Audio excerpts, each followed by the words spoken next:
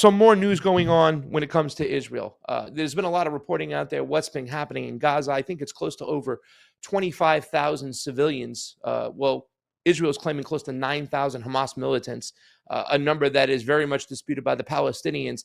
But they're claiming that close to 9,000 of the 25,000 have been killed.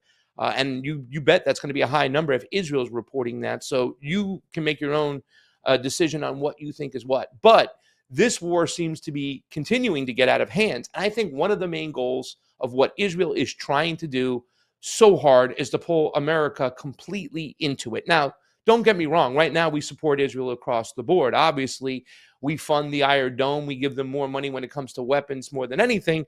But this latest move we have to talk about, because what has happened is that Israel has now bombed a high-ranking official from Hezbollah in Beirut, in Lebanon.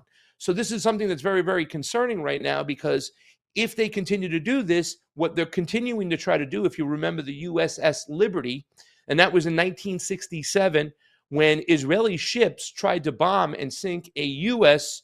Spy boat. Now, they said it was by accident, but a lot of theorists, conspiracy theory people out there, or tinfoil hat people, always claim that the fact that after they jammed their communications, so that ship cannot communicate what was going on, they wanted to sink that vessel.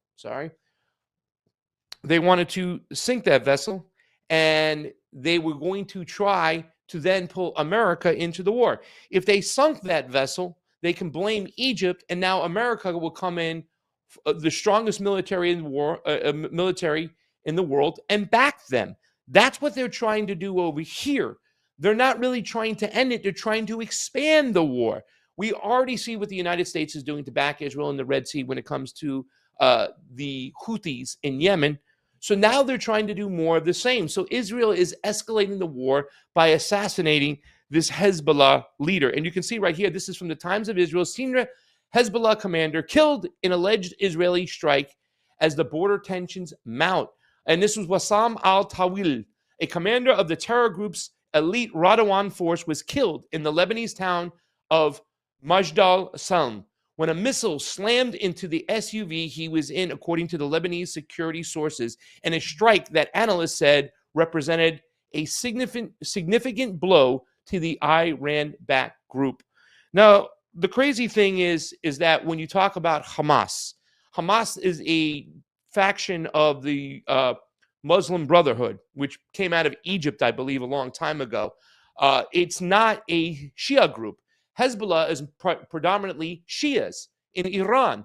Hamas, mostly Sunni in Gaza. And some, there's the Muslim Brotherhood in Egypt and other countries. So how do you kind of pull this together? Well, the goal is to make sure that no matter what, we can get the United States involved with war when it comes to Iran. And you got guys out there like Lindsey Graham every single day going on TV. We got to go after Iran. We got to go after Iran. If we don't go after Iran, Iran's behind this. I mean, it made a lot more sense when you say the Houthis were being backed by Iran than Hamas being backed by Iran. But they're not going to stop and not try. They're going to try their butts off to get United States to come in completely in a full-out war when it comes to Iran. So that's the goal here right now, ladies and gentlemen, is to pull them in. That's why this war is escalating. And you'll hear Israeli officials every day go on TV. We want to end this war. We want to get to peace. We want to stop the bombing and the killing. We hate killing civilians going after Hamas, but they're being used as shields and whatnot. But if they're saying that, why aren't they showing actions that show they do want to end this war? They're doing the opposite. They're trying to escalate the war here. So this is something we pay attention to now. Now, also in Qatar, we had a situation where leaders were talking about Hamas leaders that were also bombed and killed. And that's a big issue too as well, because if we're going to try to negotiate out of this situation, Qatar tells hostage families that Israel is killing of Hamas officials in Beirut complicates negotiations. So now we have a whole situation where they're bombing other leaders and other high officials from not only Hamas, but Hezbollah and other countries. And now Qatar, who's trying to act as a buffer to try to find peace to this war too as well, is finding themselves having a hard time. So we don't have this situation de-escalating. We actually have this situation escalating. It's something we have to pay very, very close attention to because it could get seriously out of hands at this point. So just pay attention to that, ladies and gentlemen. That's what's going on right now. Hezbollah has now been a commander of Hezbollah has been bombed in Lebanon, and now the situation with the commanders of Hamas being bombed too as well. It's just complicating things even more.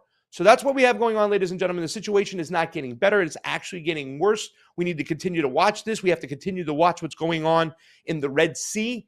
It looks like right now only the Houthis of Yemen are stepping up to help the Palestinians, and we need more of that. I am Craig Pastor-Jardula. I'm filling in for Kim Iverson. We're going to go to a quick commercial, and we'll be right on back.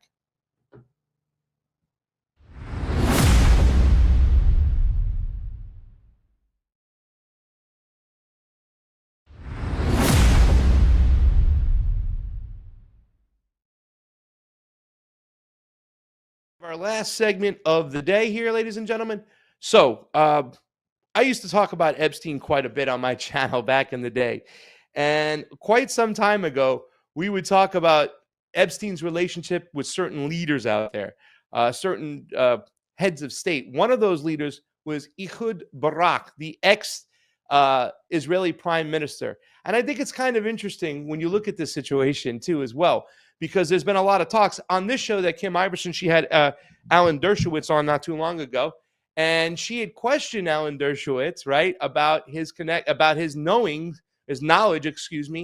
of Jeffrey Epstein and the Mossad. And he denied it. He said that Jeffrey Epstein had no connection with the Mossad whatsoever. But Ehud Barak was found to have close ties with Jeffrey Epstein. This is something people have talked about for quite some time. Well, with the new release of information that just came out from the civil case not too long ago, it was confirmed. Ehud Barak did have a serious relationship with Jeffrey Epstein. He always denied that he wasn't getting girls and whatnot. But why did he meet with him so many times? I think that's the question right now. Ex-Israeli Prime Minister Barak met with Jeffrey Epstein dozens of times after child abuse conviction. So now Barak told the Daily Beast he was introduced to Epstein by former President Shimon Peres, adding, there were many famous and important people, including, if I recall, both the Clintons and hundreds of others. He could not say how many times he met with Epstein, but it said it was more than 10, but less than 100. So if you're not getting girls from Jeffrey Epstein for massages, if you're not going to his island and having a good time, what are you doing? Why are you meeting with him? Well, there's a lot of those ties. And when they talk about tapes and blackmail and whatnot, there could be a strong connection over there. The question was Jeffrey Epstein working with the Mossad? He was very close with Ghislaine Maxwell, who's now serving a sentence for trafficking little girls to no one, apparently. She went to jail, but the clients did not. Well, we all know who Ghislaine Maxwell's father was, right?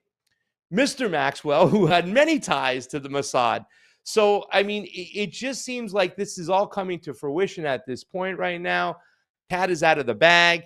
Ehud Barak and his relationship with Jeffrey Epstein has been confirmed so many times. He's even confirmed. He said he's met with him more than 10 times, but less than 100. So I think that we have to understand and ask questions why. But there was more things in that particular the releases going on. If you look at this Sky News article over here, the court document alleged sex tapes taken of Prince Andrew, Bill Clinton, and Sir Richard Branson by Jeffrey Epstein.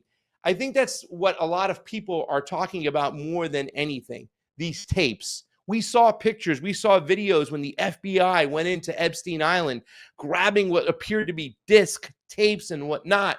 So there's more confirmation again that they are out there, and we have to understand and find out what's going on and who's on those tapes.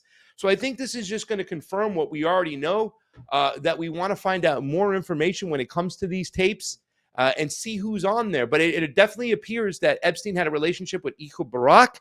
That might confirm a lot of people's suspicion about the Mossad and Jeffrey Epstein and exactly who Jeffrey Epstein was working with. A lot of people are questioning right now RFK, who seemed to be the pro-peace candidate when he was out there And then all of a sudden, when it came to Israel, a complete 180, right? He went the opposite way. And why? Well, it turns out to be that he was on that plane several times. And anybody who's come in contact with Epstein seems to get in line when it comes to a certain rhetoric or a certain position when it comes to Israel. They seem to be very, very pro-Israel. So who was the man behind the mask? Who was Jeffrey Epstein working with? And these new stories that are dropping right now are very, very important. The last clip I have over here, I believe, really quick, from the Gateway Pundit. Take a look at this right here. Hillary Clinton sent henchmen to intimidate victim. Footage of Clinton sex tapes backed up on USB sticks. Payouts from Clinton Foundation. The FBI covered it up. We've mentioned the FBI several times that when it came to January 6th, there has been no evidence, Dana Bash said, of the FBI there. Yeah, they investigated themselves. I wonder if they're going to blow the whistle on themselves. Same thing over here, too, as well. The FBI, once again, another intelligence agency, who are they working with? Who are they aligned with? But that's what's going on there. We have more evidence that Epstein was a Mossad blackmail asset. That's what's going on, ladies and gentlemen. That's the interesting thing that came out when it came to these tapes, and it's something we have to pay attention to. There's a lot of stuff going on. This is just the tip of the iceberg. I think more information is going to come out from about Jeffrey Epstein, who his clients were, but we want to see those tapes. More than anything, we would love to see those tapes. Not that we visually want to see them, but we want to know who's on them. We want to know who's really blackmailed. And there's a lot of back and forth when it comes to that. Some people think that they're releasing this information right now because they want to distract you from what's going on, that they don't want you paying attention to the presidential race, that they want to skate on by and get their guy through. So that's up to you to determine where you stand on this whole situation. And that's going to be it for today and that segment. So guys, thank you so much for watching. I am Craig Pastor-Jardula, filling in for Kim Iverson. All the links are down below on how you can support the show and where you can watch us. It's been a lot of fun today. I hope you had a good time, as much as a good time as I did, and we'll see you soon. Thank you very much. Remember, the Kim Iverson Show, 6 p.m. Pacific, 9 p.m. Eastern, Monday through Thursday. We'll see you there.